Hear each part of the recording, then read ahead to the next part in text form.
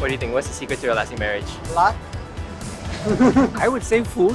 Having lots of fun together. Being able to communicate, negotiate. Communication and dating. Lots of money and good sex. That too. You need some intellectual companionship, fluttering of the heart, tingling of the spine. Understanding and compromise. Good communication. Communication. Yeah, I would say communication. Understanding each other's point of view. The secret is the communication. I think communication is key, dude. Talking, communicating. I mean, it's a big mystery, actually. Definitely good romance. If you don't communicate, you don't know what the other thinks. You can't think about what each other are thinking. You have to talk to each other. When you don't know that, it's the beginning of the problem.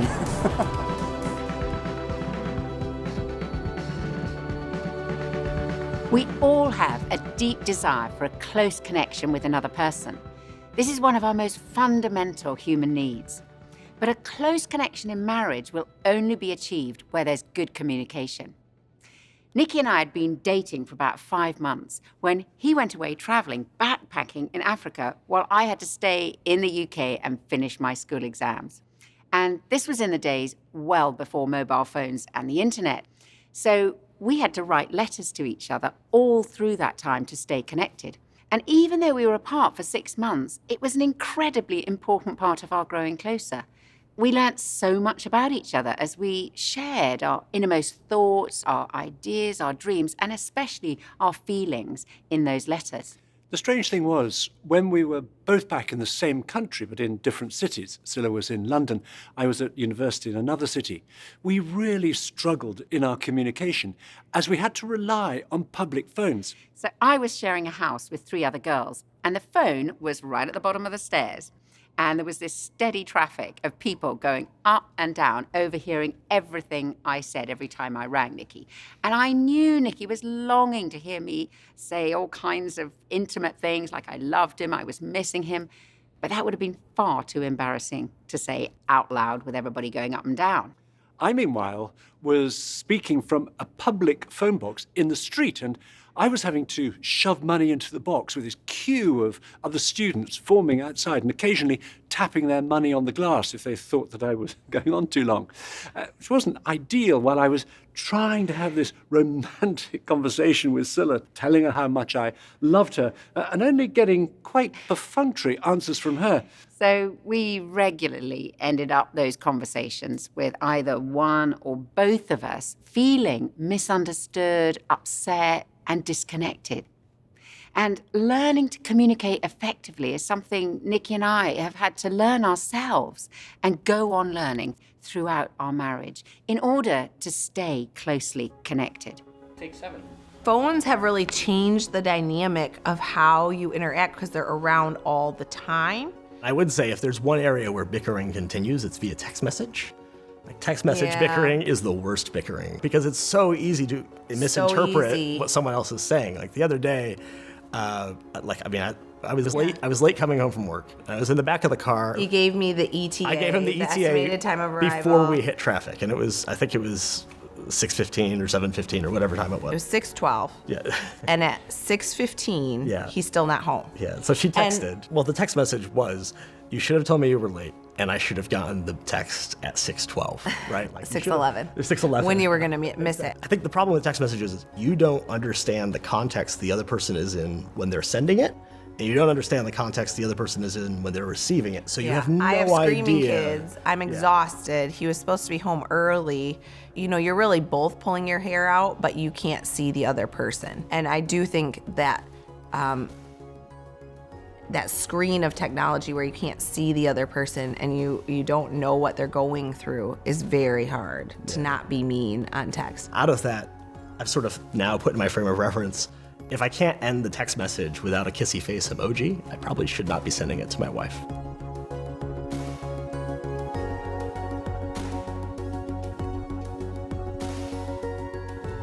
Close connection in marriage has a lot to do with the level at which we communicate with each other. There are broadly 3 levels. Level 1 communication is about facts, passing on information at a superficial level, such as it's raining, the train's late, we've gone into overdraft. That creates a weak connection. Level 2 is a deeper level of communication and stronger connection. and represents sharing our ideas, our opinions. For example, I think the government should do more to protect the environment. Or I think you should look for a better paid job. Or I think we should spend time at home with the children this weekend instead of going away. Level 3 is the deepest level of communication. This is around our emotions, our feelings. When we say, I felt hurt by what your mother said yesterday. Or it meant so much to me when you spent time listening to me about that difficult time at work. Or I'm feeling frightened that we're not going to be able to pay off our debt. Or I need you to tell me that I'm doing okay.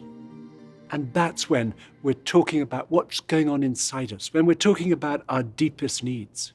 And that takes a degree of vulnerability and trust. We don't communicate at that level with just anyone.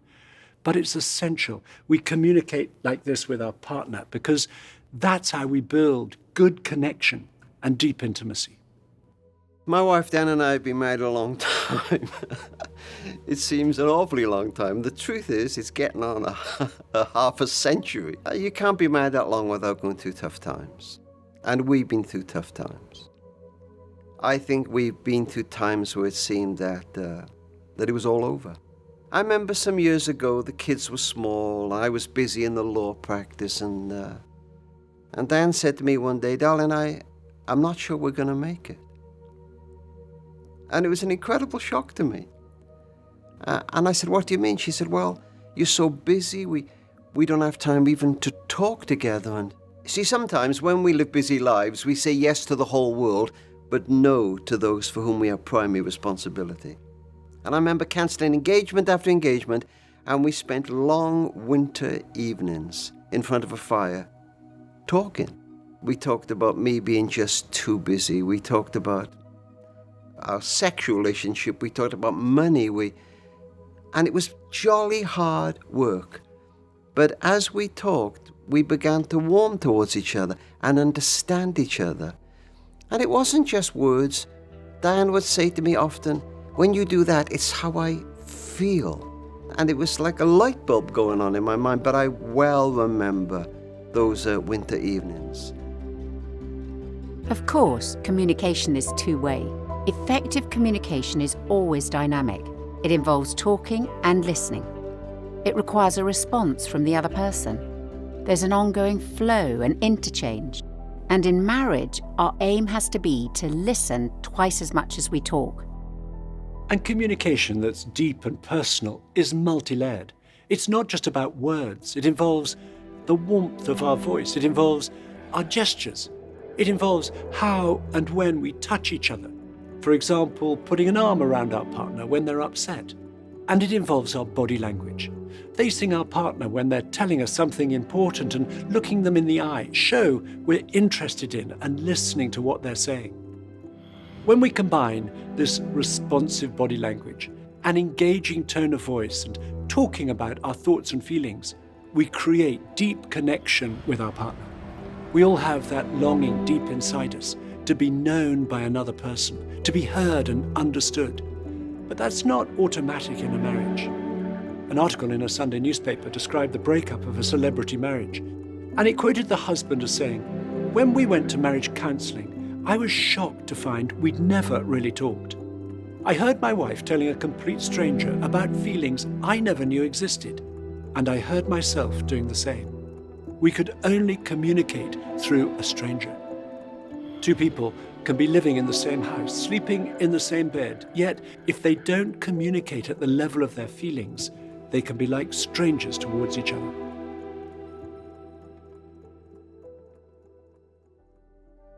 We've been married for 20 years. No, it's more than 20 years, isn't it? Coming up to 22 years. And we have 3 children and a dog. Yeah. Yeah. I was in the police for 15 years. That's where we met. Yeah. I've joined a department called SCD-10, where I became an undercover police officer. I wouldn't talk about my work at all. So I thought the way to deal with my family was to protect Liz from all the stuff I would see, the murder scenes I'd go to. So when I got home and Liz said, "How's your day?" I'd go, "Yeah, fine." This is when it all started to unravel. And we went on like this, not communicating at all, really. But it was all simmering underneath. this lack of communication and lack of understanding of each other. And so the pressures of work, the pressures of my lifestyle, the pressures of our marriage status, we were just about to explode.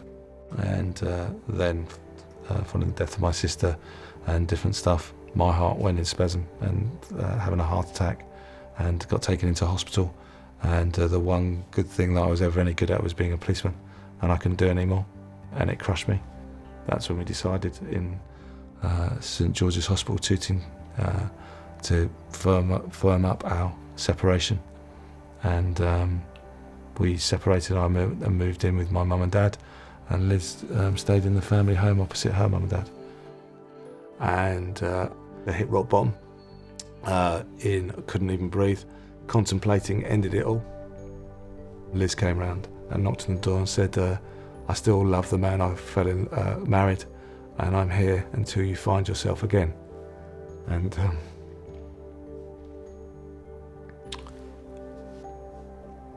from that moment, we started falling in love again.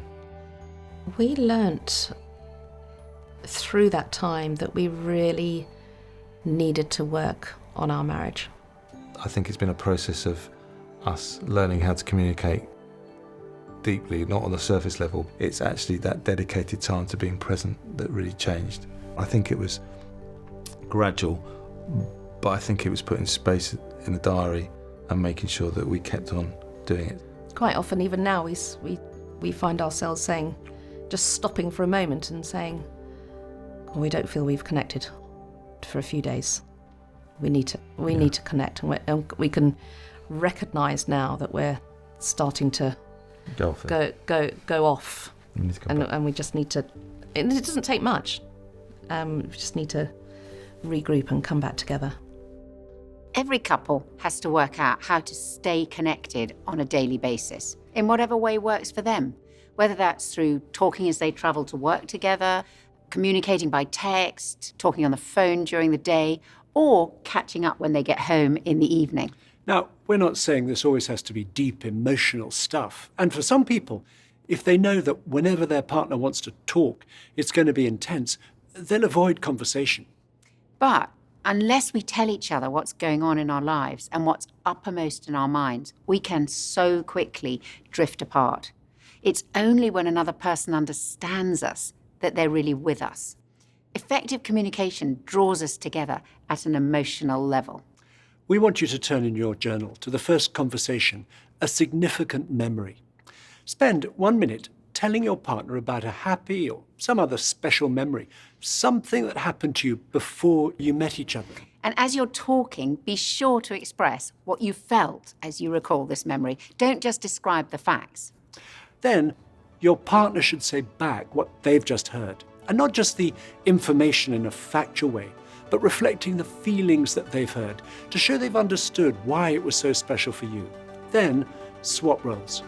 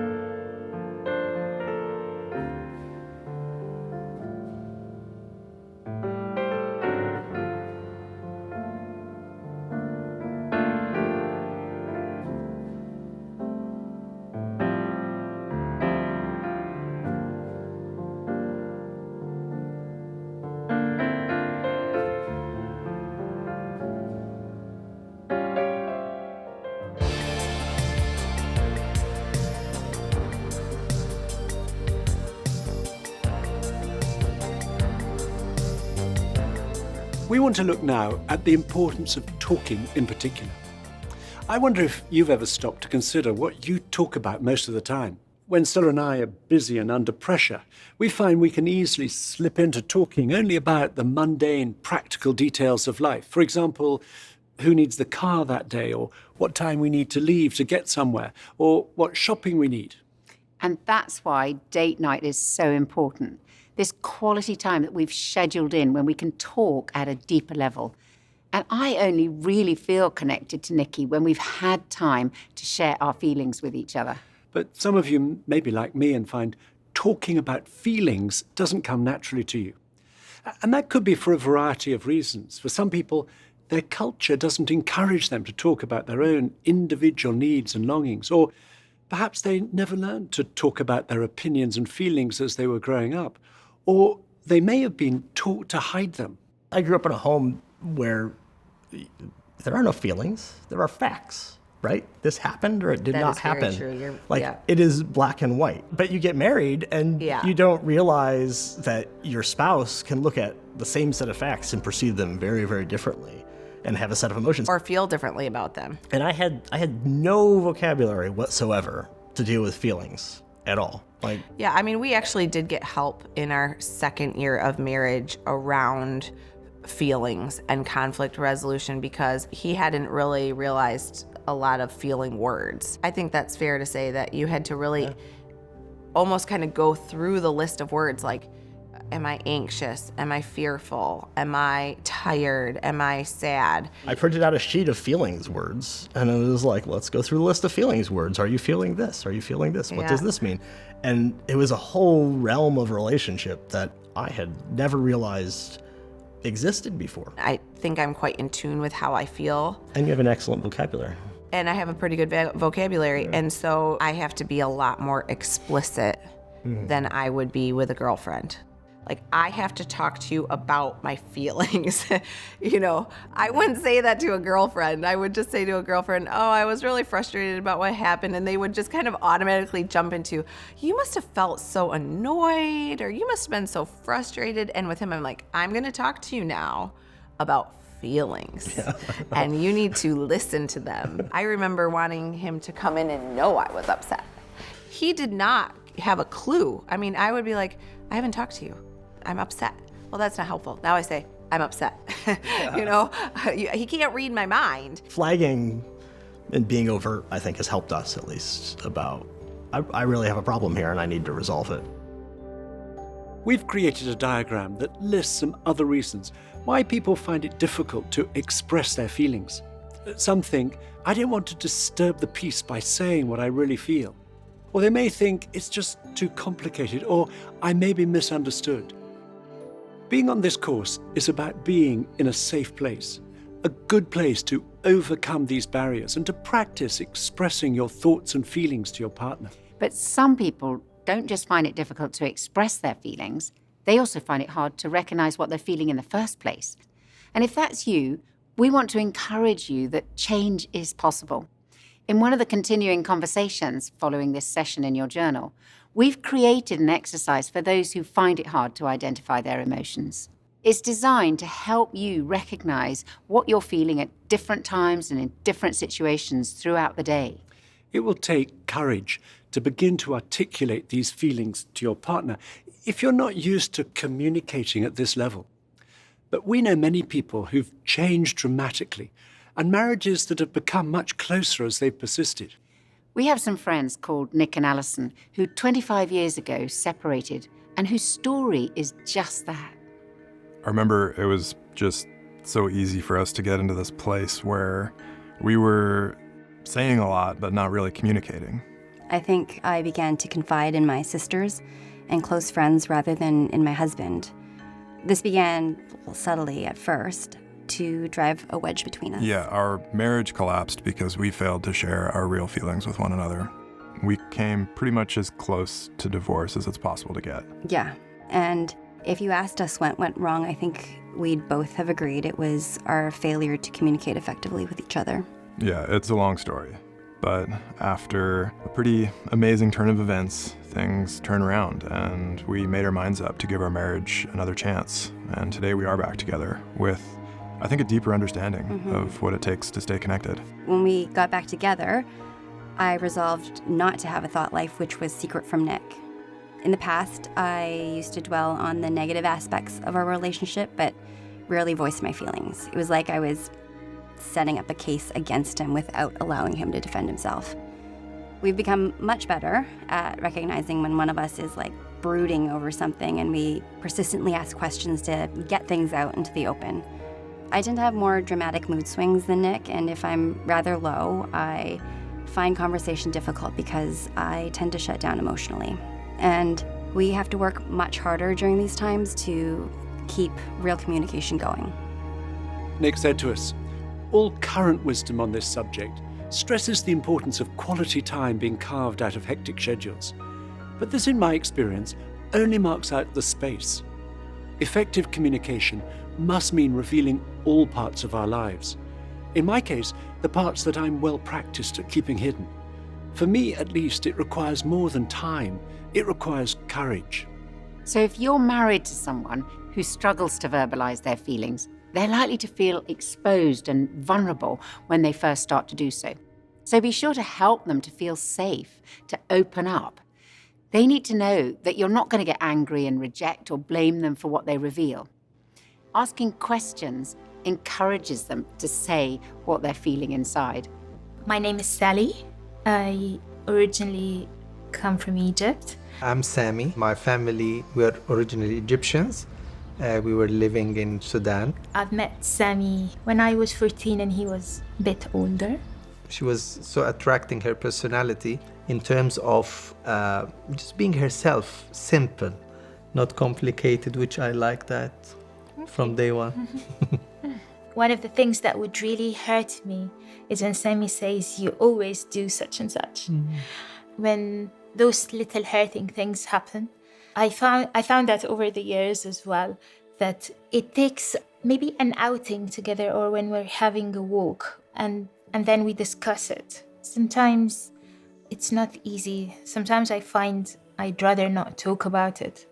But then when you encourage me, when you feel something is wrong and you encourage me to say it, I get to say it.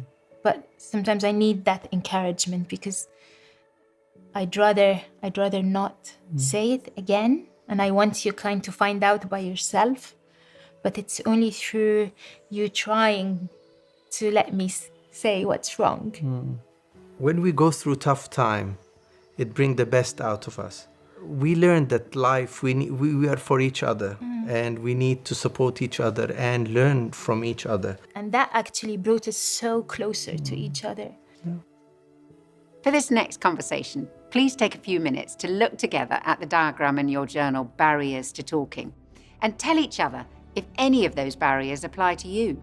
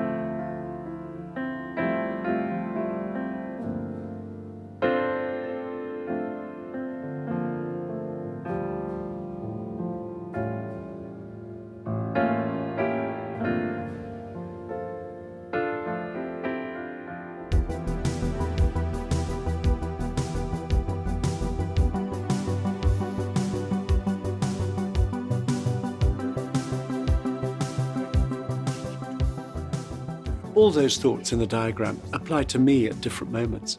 And it takes courage for me to tell Scylla what I'm feeling inside. For effective communication, talking is vital, but so too is listening. Often we take listening for granted, and maybe that's because we're not able to close our ears in the same way we can close our mouth to stop us speaking or close our eyes to prevent us from seeing. But we can become highly selective in what and to whom we listen. And if we don't listen to our partner, they may well shut down. They'll probably stop talking to us about their thoughts and feelings. And we've discovered that listening is one of the most important skills to learn if we're to have a strong marriage. And I have certainly had to learn a lot over the years because I'm not a naturally good listener. There's a great quote from the Bible that says, everyone should be quick to listen, slow to speak, and slow to become angry. And I have to remind myself of that often. And actually it also reminds me of a well-known helpline service in the UK that had an advertising poster of just a huge ear with the words written across it, open 24 hours. And they know that they can give support, sometimes life-changing support, just through listening. The amazing thing about marriage is that we have it in our power to make our partner feel loved and valued just by listening to them. This is one of the greatest gifts we can give to our partner and to our marriage. But often, it's the people we're closest to that we can find it hardest to listen to. It's so easy to stop listening to our partner or cut them off because we think, I already know what they're going to say next, and we short-circuit the conversation, sometimes just to speed things up. But the effect is, we can stop our partner saying what they're thinking or feeling. I'm Tony Troxler. I'm Susie Troxler, obviously. And we've been married for about, 12 years now? Without listening to something and just prejudging or giving advice as soon as I hear a keyword or something. You have to hear the whole thing. You have to get the whole train of thought. I would, just like that, judge something after you said it, but I could be wrong. And I've gotten a lot better at just listening, hearing her out, and saying my part instead of just judging soon as she says something and trying to shut it down or speak over her. And it just feels a lot better not to do that. If I feel like he's judging, to be able to say, I'm feeling like you're not listening, or and then he'll say, okay, right, okay, I'm listening. And then so it's just being honest just helps it work like it's supposed to. And in his defense, I'm not actually surprised that he would interrupt or disengage because I was very long-winded. I was being polite. Yeah, very long-winded. Like I would be talking a long time. I had to learn that right along with him learning, not to disengage or I had to learn to, break that down and just, smaller tablets because it's just too many words. So that's how we, I guess, learn to deal with it. Yeah. When they haven't been listened to, people talk about feeling frustrated, unsupported, and taken for granted. And some people would go as far as to say they feel unloved or even rejected. Knowing we've been listened to is the complete opposite. We're likely to feel valued, more confident, supported, and loved. And when I know that Nikki has really listened to me, I feel less stressed, I feel less anxious about life in general. In fact, it makes me feel really good. We want you to take a few minutes thinking about the effect of being a good listener. Please look at the questions in the next conversation, The Power of Listening, and tell your partner how you would answer them.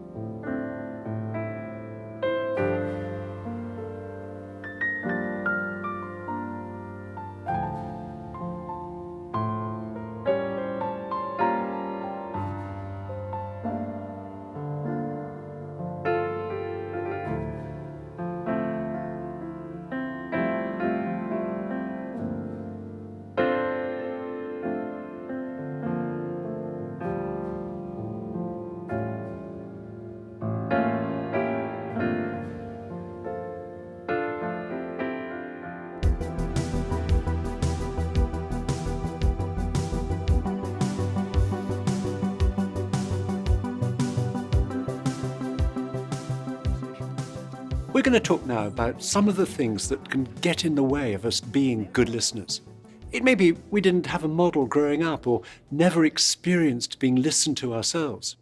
Or it may be we were regularly ignored or criticized and put down, so we instinctively jump into justifying or defending ourselves. And it's become a habit. And most of us have got into some bad listening habits for a variety of reasons. And often these habits have become an automatic response and we're not even aware of them.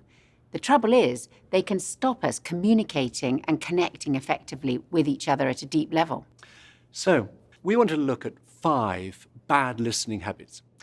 And it's worth recognizing that most of us will fall into at least one of these. Well, some of us fall into a lot more. That's me.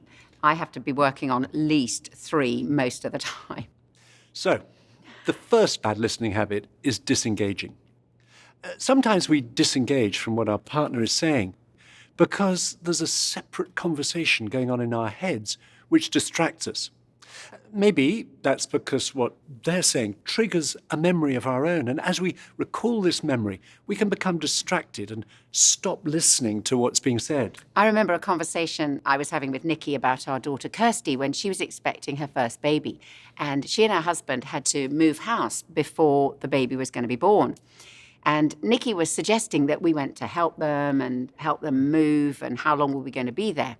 And I suddenly realized I hadn't heard a thing he was saying because I've gone off into this world all of my own. And I was thinking about when I was pregnant with Kirsty and we had to do exactly the same. We had to move house too. So my own vivid memories that came flooding back had stopped me hearing what he was saying. And I had to ask him to tell me what he wanted to discuss all over again. So it may be a memory like that which causes us to disengage, or it may be our physical environment. For example, if one of you is sitting in front of the computer and your partner comes into the room to talk to you, it can be very difficult to concentrate on what they're saying. For others of us, if we're in a room with the TV on, we're constantly distracted by what's on the screen. And with the streaming of information today, we're very used to filtering out what we think is interesting from what is not. So we may find ourselves disengaging through a lack of interest in what may be important to our partner. And it takes generosity to listen to and be interested in each other's world, especially if we're involved in quite different activities or jobs. But deciding to show interest will positively affect the way we listen. And this can be as simple as asking a question. Some of the best marriage advice we've heard was ask questions, ask questions, ask questions. The second bad habit is reassuring. For example, we're talking to our husband or wife about something we're finding difficult, and a reassurer will come in with something like, "Oh, don't worry, you'll be fine. What you really need is a good night's sleep." Or, "It's not that bad, really, compared with what happened to Tom." And often the reassurer wants to be cheerful and positive about everything. But when we do this, it doesn't allow our partner to express any kind of disappointment, hurt, worry, sadness, or any other negative feelings. And that can have the effect of shutting them down. Now, reassuring is definitely my worst listening habit. I want to keep everything calm. I want to cheer the other person up.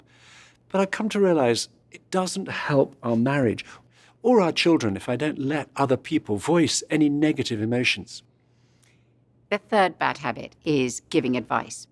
An advice giver always wants to give a solution to the problem. But the trouble is that the speaker, more often than not, just wants to be heard and understood, not fixed. 我叫严仁波，这是我的妻子刘露。我们今年结婚18年了。她很活泼也很年轻漂亮，非常的吸引我。哇，因为当时她很高大，她身材一直是这样比较壮的，哇！我当时看这个男生好 man。因为我们原来都是急于表达的人，我一说什么事情，人们会给到建议。因为原来我也是，就是不太就是在聆听方面不太专注，有很多习惯，而且直接容易给意见当听到一半的时候，我就想就容易打断，然后呢，你应该怎么样，然后你应该然后就要给他意见，给了意见以后，完了以后我就想 over 了，应该可以结束了。但可能那不是我要的。我要的只是同理感受，这样他及时的安慰我，抱抱我。每次他这样用眼神来鼓励到我，然后呢很耐心的听，其实真的会很被看到，很被尊重。对。The fourth bad habit is going off on a tangent. You're telling someone about something that happened to you, but before you get to the best bit, they say, "Oh, that's just like what happened to me last week." Or, "Oh, that reminds me of when I was 19 and went away traveling." And away they go on their own agenda. And you never get the chance to finish your story. They've totally hijacked the conversation. And the fifth and probably most common bad habit is interrupting. If you're talking to an interrupter, you can't afford to draw breath or pause to think. Yeah, totally. If you do, they're in there and you've lost your chance. One man we know who admits he's a serial interrupter said to us, "I thought other people's conversation was something to be endured until I could start talking again." So in conclusion, all 5 of these habits prevent the speaker from saying what they're feeling. And if that goes on happening, the speaker then starts to shut down and give up and say to themselves, what's the point of trying to communicate? So it's worth asking ourselves, do I have one or more of these bad habits? So we went to school together. So I'm a couple of years older than Rach is, and you found me really attractive really quickly. Not quite. We lived in a small town, so basically when she got to 18, she realised she didn't have many choices, and I was the best of a bad bunch, basically. That's not true. You were a very good choice. Because you think faster than I think, a lot of the time you think you've figured out what I'm about to say before I've said it, so then you'll just interrupt me and presume what I've said, which most of the time is really right, which is really frustrating. I remember you bringing that up with me and just saying, actually, even though you might be right and know what I'm going to say, it kind of isn't very valuing. Like, it's valuing to listen to someone, to let someone speak. And so sometimes I would often find Andy he could go off on a big tangent, or he'd take quite a long time to say something. And you've got better at shortening stories. So even when we're with friends, or I'd be like, Andy, tell the short story, because he just I really goes like through the long story. and it just takes forever. So I'd interject and just shut you off. Interject feels like a justified way of saying interrupt, doesn't it? I'd interrupt you and just kind of shut you off. And I think you learn, okay, I need to say things a little bit quicker, a little bit more succinct. And I try and give him a bit of space to let him finish, which takes self-control. We're going to give you a few minutes now to identify what your particular bad habits are. So we want you to turn to the conversation in your journal, identifying bad habits. And if you're finding it difficult to identify yours, you could check with your partner. They may have a better idea.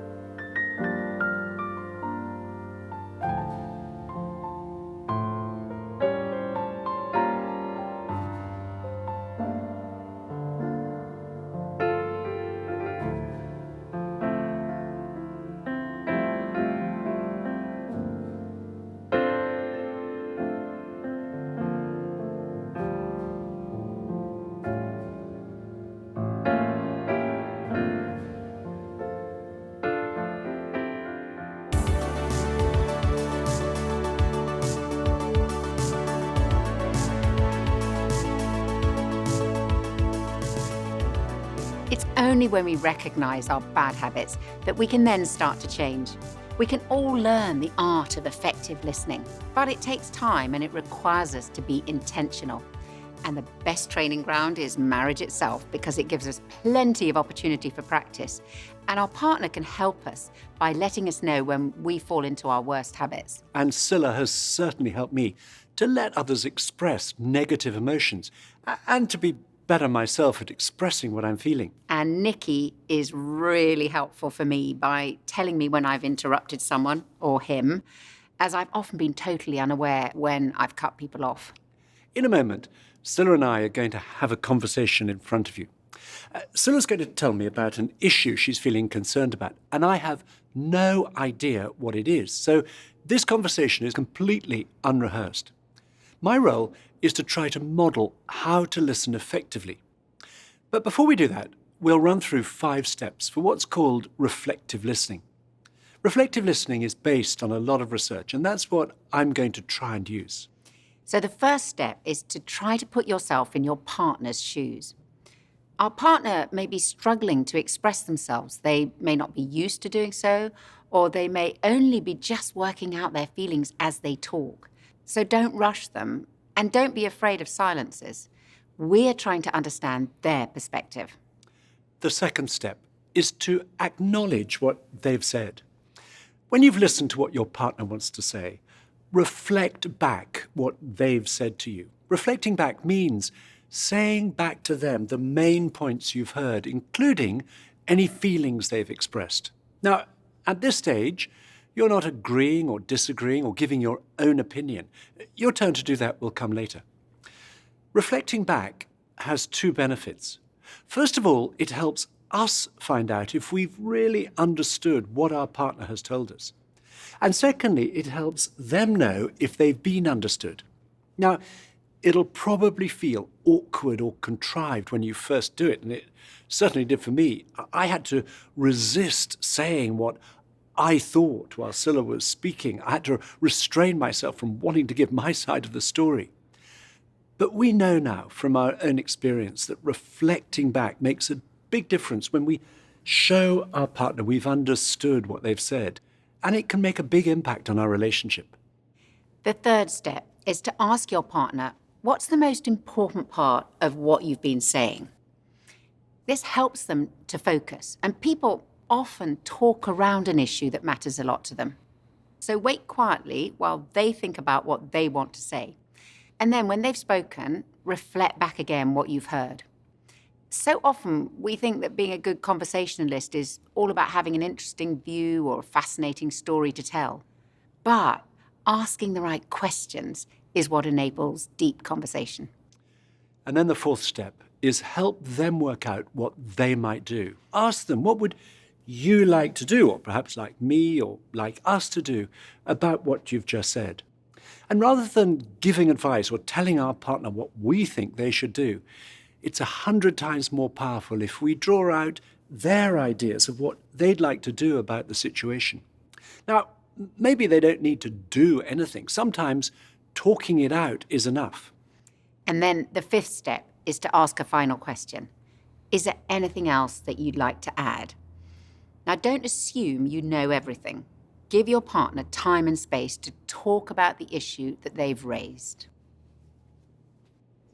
In a moment, we're going to get you to practice those 5 steps. But first, we're going to try to give you an example of what effective listening looks like and sounds like. To remind us whose issue is being discussed, the person who's speaking holds something. We'll use this paper table napkin, so Scylla gets to hold it as it's her issue we're focusing on. My role is to listen and respond appropriately. So, here goes. So, my darling, what would you like to talk about? Well, just before I start talking, I just need to say to everybody out there to give them a bit of context about the issue I'm going to bring up. In a few months' time, Nikki and I are actually going to be moving out of the house that we have lived in for 34 years, where our children all grew up in from when they were very little, and we are downsizing. So that just gives you a context for the issue. So the thing that I just really wanted to talk to you about is us moving. And it's really, I've realised I've been kind of worrying around the difference between you and me when it comes to the whole thing. So you, with your over-optimism, think it's all going to happen just like that.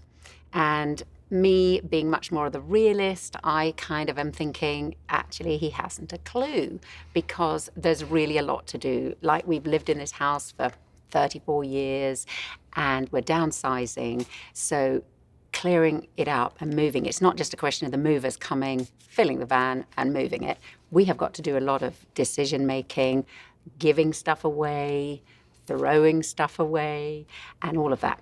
And I just feel your over-optimism and my realism are really in contention. And there are two things. I just feel stressed by your over-optimism because you're not taking into account the reality. But the other thing is, I feel when we've had conversations, your sort of over-optimism slightly is dismissive of my realism. And that's what I feel. I feel you don't really see it from my perspective in a kind of positive way. It's just like that mine is always a kind of, oh yes, but. So I feel a bit sort of like dismissed, and that you don't really think that mine is a kind of genuine position to hold. So yours is the position that's really the kind of one that matters, and mine is just to, okay, she'll come round to my perspective in a minute. So, let me see if I've understood. It's to do with moving out of our house that we've lived in for the last 34 years, and you're worried because I tend to be very over-optimistic about being able to get everything done, whereas you're much more realistic about the amount of clearing up we need to do, stuff we need to throw away or give away or whatever it is. And you said you were concerned that I tend to sort of slightly dismiss your realism because I'm so over-optimistic. I sort of dismiss it whenever you bring up about being worried about the amount of time it's going to take and what it's going to involve. So, is that right? Yes, right? And also that I feel stressed. Yes. The more you don't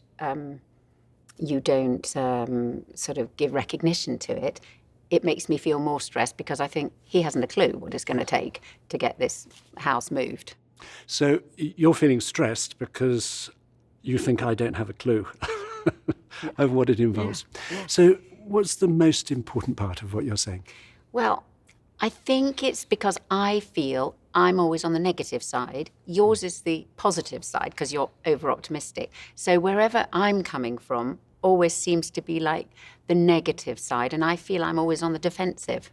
And I think that's at the heart of it because, I'm not on the defensive. I'm excited, but I feel my position always seems to be a negative one, undermining yours, which is more optimistic. But I know as a realist, there's going to be a lot to do. So I think that's right at the heart of it. So the most important part of it is you feel dismissed. You feel your perspective is dismissed because mine is the sort of more positive, optimistic side. You feel like yours is more negative because you're more realistic. And I feel I'm always on the defensive. Yes. So you feel on the defensive, yeah. So what would you like to do, or perhaps like me to do, or like us to do about what you've just said? I think it's us. I think what we've got to do, which we really haven't done, is to do some planning. And I know it sounds ridiculous, but I think we've got to put some dates in our calendar because I think you think, oh, well, we're just a couple of Saturdays and it'll be sorted. I think it needs planning to take some time off work, and we've got to think seriously about, what furniture we've got to give away and what stuff we've got to chuck away. We need to do some lists. We need to do some planning in the calendar to get it just into action, and we haven't got very long. So what you'd like to do is for us to sit down with our calendars and to plan in some time. And whereas I think it'll take a couple of Saturdays and we'll get it sorted, we need time. We need to take time off work in order to be able to work out what we give away, what we throw away, and what we keep. Yeah. Anything else you'd like to say? Well, I just don't want you to feel that I am not excited about it, feeling negative about it, or I don't want to be stressed about it. So that's why it's been so helpful to talk, because I want you to know I'm really positive and I do want to be optimistic, but I think it needs some practical, realistic planning and talking a bit more about it together. So you don't want me to think you're not excited about moving and the future and so on, but having this sort of conversation and then planning what we do helps you not to feel stressed and me to be more realistic. Is that it? Exactly. Okay. Well, That's we'll have a go. Thank We'll have a go at doing Thank that. you so much. Not at all. Well, what you've heard is half the conversation. I'll have a chance to have my say later, and Scylla will listen to me. And every time we have a conversation like that, even though it might have sounded rather artificial, it is always so helpful, as I know that Nikki has listened and understood more of what I'm feeling. So now it's your opportunity. Please turn to the conversation, reflective listening. One of you, take an issue that's upsetting or bothering you that you haven't discussed recently. And our suggestion that this conversation is not to choose an issue that's already causing a lot of conflict or disagreement.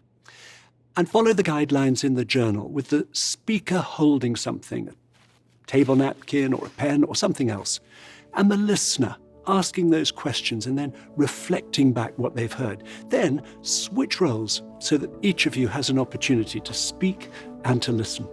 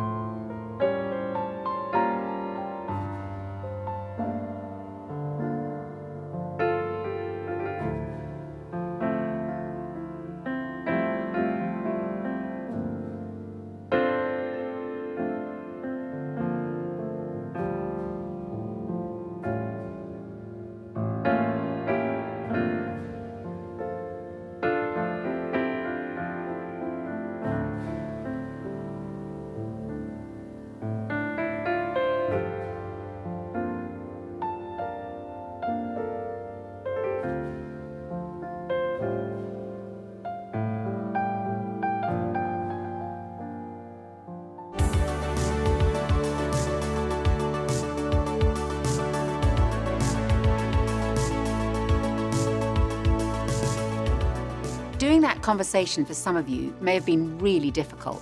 You found it hard just to listen, like I do. If the issue you talked about is contentious, you'll both feel strongly that you want to get your points across. And it's really important that you each have a chance to talk and to be listened to about the same issue.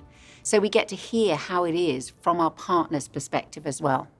Again, this type of reflective listening may well feel very contrived, but our encouragement is to go on practicing at home. Now, we're not suggesting that you reflect back everything your partner says to you, otherwise you'll drive them mad. So if they ask you for a cup of coffee, you don't need to say, "You've just asked me for a cup of coffee." Just make the coffee. But when there's an issue that's emotional or contentious or has been unresolved for a long time, then this technique is very helpful. It's a very powerful tool. And couples have said to us that as they practice using it, it's become more natural and even automatic. Now, while some of you found it hard to stop talking, others may have found it difficult to articulate your feelings. But if we fail to communicate what may be painful or complex emotions and try to cope on our own, we can all too easily start to drift apart. When we have the courage to be open about our inner selves and make ourselves vulnerable to each other, it builds trust and deep connection. In your journal, one of the continuing conversations is called "How Good Is Your Communication?" And it has two purposes. First, to help you identify those areas you're good at talking about and those you're not so good at talking about or tend to avoid. Then secondly, for you to take an area you're not so good at talking about and use this same technique of reflective listening you've been using during this session. Many people have talked to us about the need to relearn the art of conversation as a couple. Now, if we're to do that, it's essential that we spend quality time together on a regular basis. And that's why, for Nikki and me, our weekly date night is so important. It provides a regular opportunity to communicate at a deeper level than normal while we're relaxing together. We're going to finish this session on communication with a short prayer. Please stay just as you are while we pray. Lord, thank you that you're a God who communicates with us. Thank you that we can pour out our hearts to you and that you're always listening to us. Please help each couple to be good at expressing their feelings and listening to each other so that they might deepen their understanding and support for one another. And we ask this in Jesus' name. Amen. Amen. It's been great having you with us for this session, and we look forward to you joining us for the next.